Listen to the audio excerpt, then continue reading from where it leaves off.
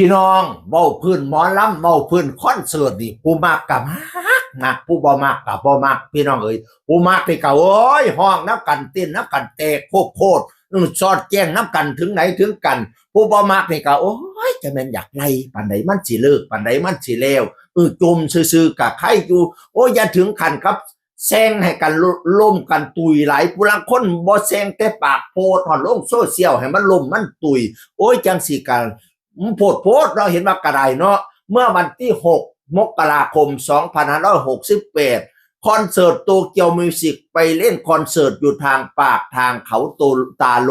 ทางพัทยาพี่น้องเอ๋ยปากทางเขาตาโลวันที่6มกราคม2568ที่ผ่านมาคนกลับไปเบิ่งหลายเสกโคกหัวดำกุม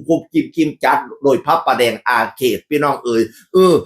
มาที่นี่มันก็มีคนมาโพดว่าจังสิล่ะคนที่ชอบงานแบบนี้มีกี่คนคนในพื้นที่ลำคาญมีกี่คนเขาตาโลโปะตึงว่าฉันว่านั่นน่ะผู้โพดว่าจังสิผู้มาเมนก็เมนว่าขอให้ชาวคณะและแดนเซอร์ทุกๆคนที่เกี่ยวข้องเดินทางกลับแล้วประสบอุบัติเหตุเสียชีวิตกันทั้งหมดจะได้ไม่ต้องมาอีกปาดบ่ได้แซงผู้หนึ่งผู้เดียวให้มันตุยเบิดคณะเลยให้มันตุยเบิดทีมงานเลยสิบ่ได้มาอีกโอ้ยมันกระโปดโพบักโมบักแตงเนาะจิตใจทำด้วยอะไรพี่น้องเอ๋ยเป็นการฆาตกรรมทางความคิดนี่เนี่ยค่อยว่านั่นนะโอ้ยเนาะเห็นว่ากระไดเนาะเฮ้ยเขากัดทำมาหากินอย่าไปแซงเขาปะนั่นทอเขากันทำมาหากินแบบสุจริตเป็นอาชีพเพิ่นสิเป็นศิลปินก็ดีเป็นแดนเซอร์ก็ดีเป็นคนบอกข้องร้อยหลายอันหน้าที่หลายอาชีพหลายชีวิตเขาเจ้ากะมีครอบครัวอยู่ดีอย่าไปแซงเขาปานนั้นต่อเห็นว่ากระไดพี่น้องเอ่ยน้องสเต็มโตเกียวมิวสิกก็เลยอันเห็นโพสต์นี่เราก็เลยออกมาแซ่แล้วก็เขียนว่าอย่าถึงขนาดแช่งกันเลยค่ะมันควรมีทางออกที่ดีกว่านี้ว่าซั่นว่าแล้วเว้าดีแล้วก็ยกมือไหว้พร้อมก็สิว่าหาทางออกร่วมกันอย่าแซงกันปานนี้ถอชีวิตไผก็มาฮักพี่น้องเอ่ย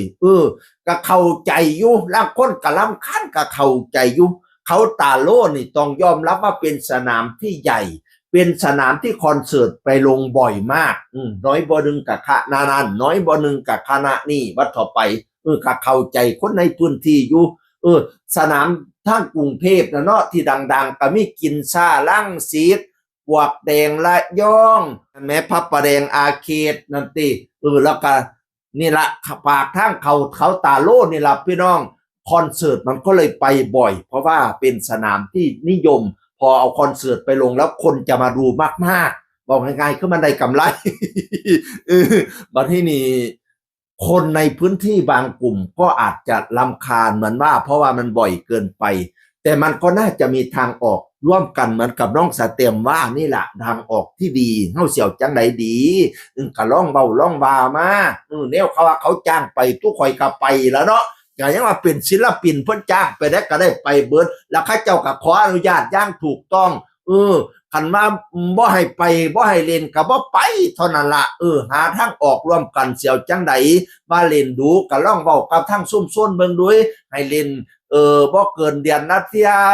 บ่เกิน2เดือนเที่ยก็ว่าไปให้เล่นจักทุ่มฮอดจักตีก็ว่าไปความดังให้ซ้ำนี้ก็ว่าไปก็ตกลงกันให้เรียบร้อยอย่าถึงกับขันแซงกันหลายเพราะพื้นกฎหมายมันก็มีอยู่ดอกว่าให้เล่นจักฮอดเท่าใดนั่นน่ะความดังเท่าใดมันก็บัญญัติในกฎหมายอยู่หรอกแต่ว่าแต่ละพื้นที่มันไม่เหมือนกันไงไปเล่นบางมองข้าเจ้าก็อนุโลมให้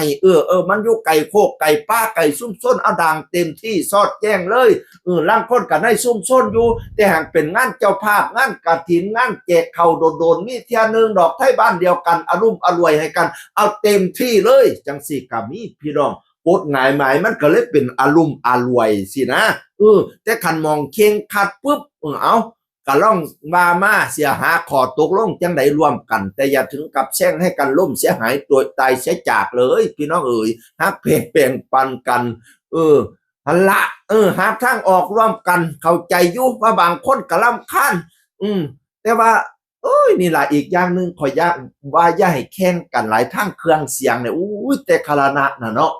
หาเครื่องเสียงดังๆมาแข่งกันเห็นคณะนี่เอาเครื่องเสียงดังคณะนั้นก็ไปเอาเครื่องเสียงดังมาสู่กันนะบัดนี้ท่านผู้ชมนี่ซุมเจ้าภาพนี่ก็อุ้ยคันเครื่องเสียงคณะใดบ่ตึมบ่ยัดหัวใจบ่เอาบ่จ้างบ่ม่วนบ่เอาเครื่องเสียงแบบนี้แต่มันดังไปมันผิดกฎหมายเข้าใจไหม เอาให้มันพอดีทั้งเจ้าภาพทั้งคณะหมอลำเนี่ยนะเครื่องเสียงเนี่ยเอาให้มันพอดีถ้าเป็นไปได้เอาให้มันตรงตามกฎหมายกำหนดอันพื้นที่บางพื้นที่เขาอารมณ์อร่อยก็จริงอยู่แต่พื้นที่เขาเคร่งครัดนี่โอ้ยเขาจะได้สั่งเลิกเราก็เออเราก็แก้ตัวไม่ได้นะเพราะว่าเราดังเกินไปจริงๆอันบรรดาที่ซื้อเครื่องเสียงมาแข่งกันคณะใหญ่ๆนั่นก็โอ้ยพิจารณาแน่เด้อจะอันซื้อมาแข่งกันหลาย คันว่ามันดังเกินไปนะคันว่ามันผิดกติกาเขานะพอคณะใหญ่ซื้อปุ๊บคณะน้อยๆก็อยากซื้อน้ำเพราะว่าเห็นคณะใหญ่มีเด้คณะใหญ่ดังดีซุ่มเจ้าภาพบางซุ่มก็มักเป็นตนายคณะน้อยๆก็ย่านบ่มีงานเนาะเอาเพิ่นดังกูก็อยากดังน้ำต่างคนต่างซื้อมาแข่งกันบัดนี้เอาไปเอามามันเกินที่เขากำหนดสินะบางเที่ยไปบางงานก็เปิดได้เครื่องเดียวเปิดได้40% 30%ซื้อไปก็เปิดบ่ได้ซั่นนี่นะพี่น้องนั่นล่ะหาทางออกร่วมกันเสียงอื่นคนเก่าเว้าสู่ฟังสวัสดีครับสวัสดีครับ